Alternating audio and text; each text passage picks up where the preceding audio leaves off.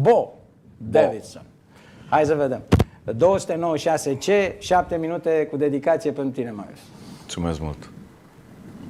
Well, let's return to the presidential debate. As I said earlier, it was elder abuse playing out on our TV screens. But let's get a local perspective. Bo Davidson is the host of The Bo Show.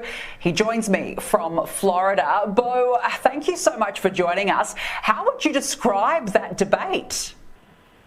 Danica, that was a rare, extremely unique moment in not just U.S. television history, but maybe world television history. What we all just witnessed was something truly remarkable that I don't think has happened before.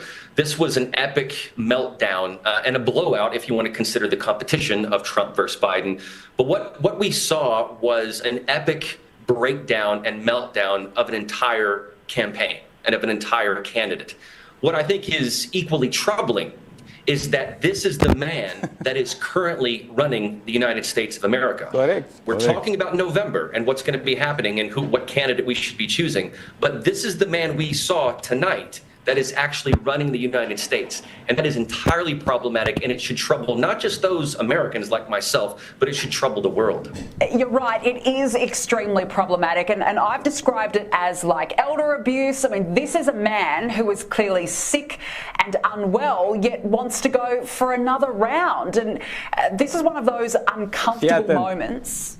Making sure that we're able to make every single solitary person eligible for what I've been able to do with the COVID. Excuse me, with dealing with everything we have to do with. Look, if we finally beat Medicare. Thank you, President Biden. But from the moment he opened his mouth, it all went downhill. Would you agree? I would completely agree. We beat Medicare.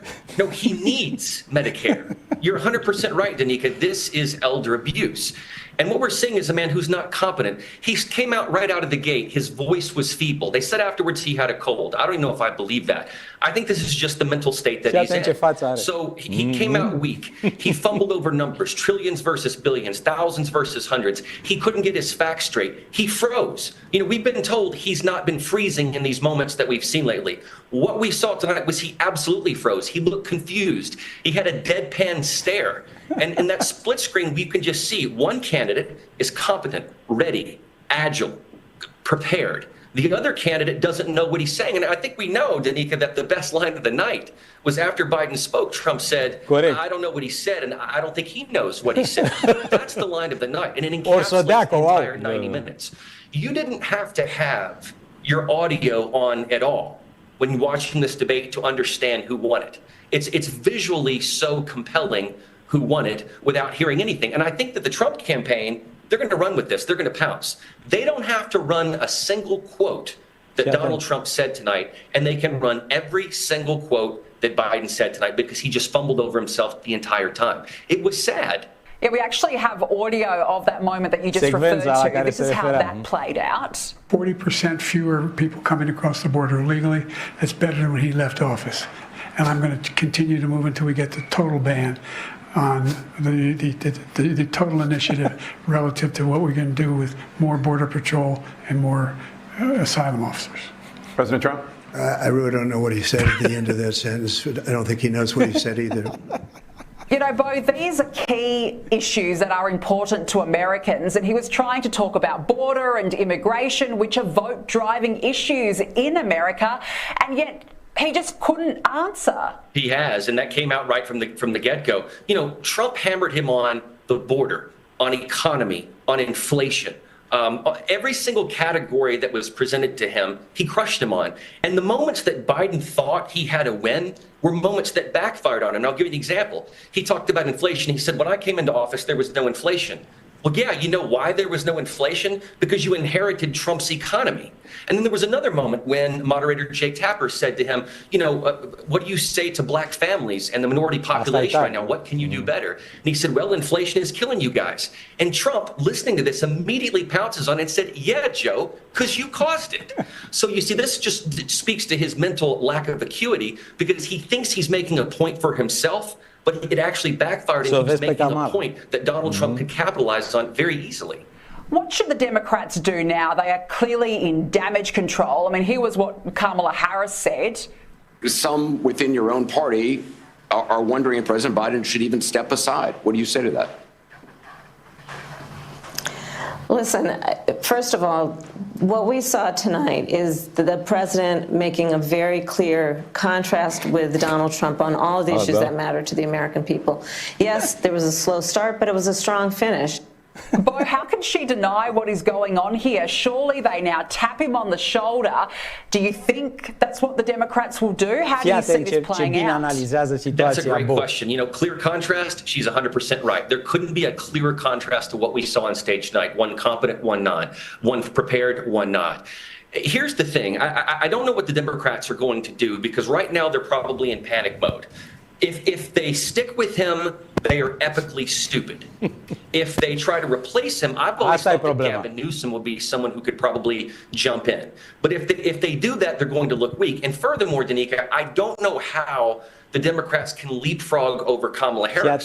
The problem with Kamala Harris is she is epically disliked. She's not liked, certainly, among independents and among most Americans. She's not even liked within her own party.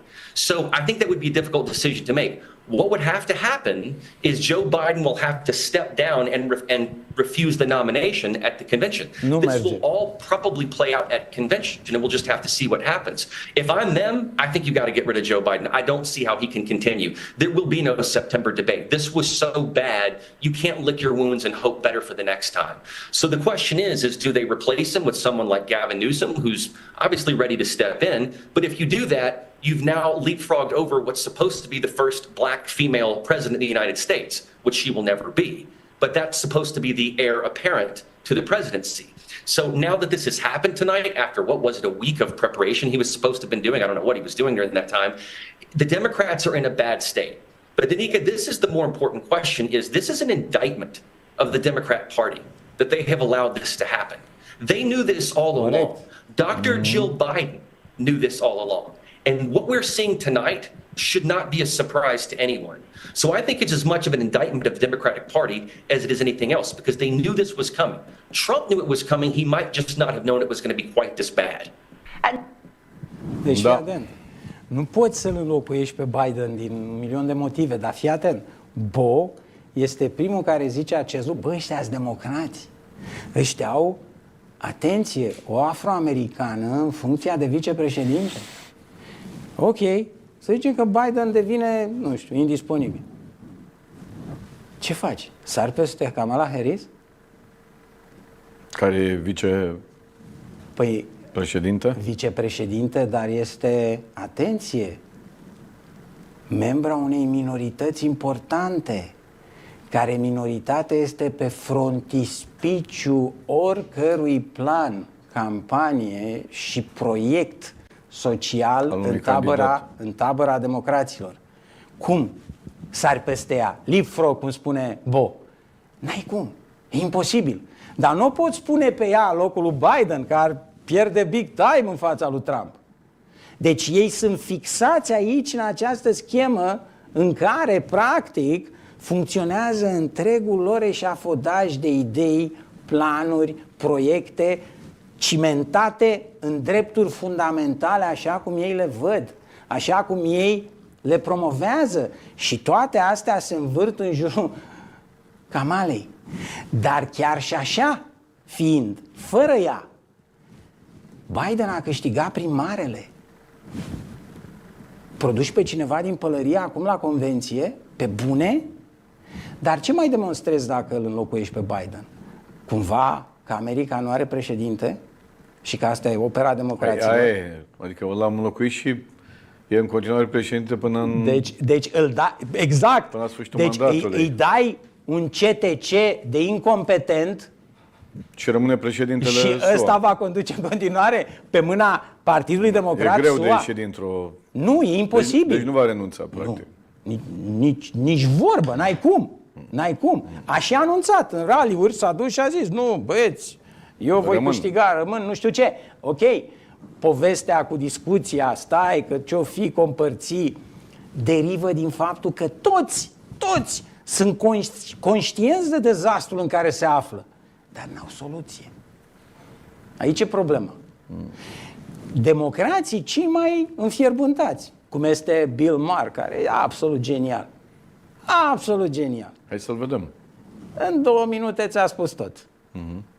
Ți-a spus tot. Și aici e, cum s-ar zice, conștiința aia bună, sănătoasă a americanului de rând, care se Plus uită că și e de înțelege. partea democraților. Păi ceea da, ce... despre asta vorbim, nu?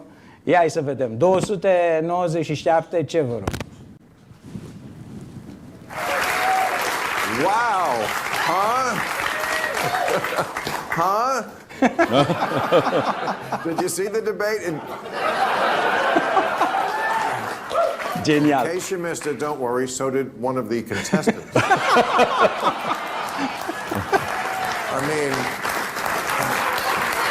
wow. I mean, Trump told lie after lie after lie. He never would have gotten away with that if Joe Biden was there.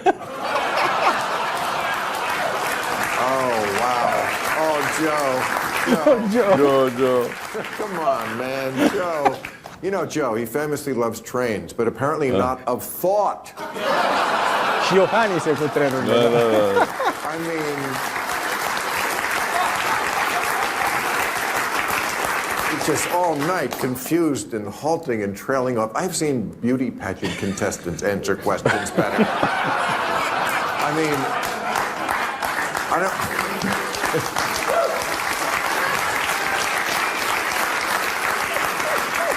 I don't want to say he shit the bed. His new Secret Service name is Amber Heard. I'm coming. Foarte mișto. Deci, asta e percepția.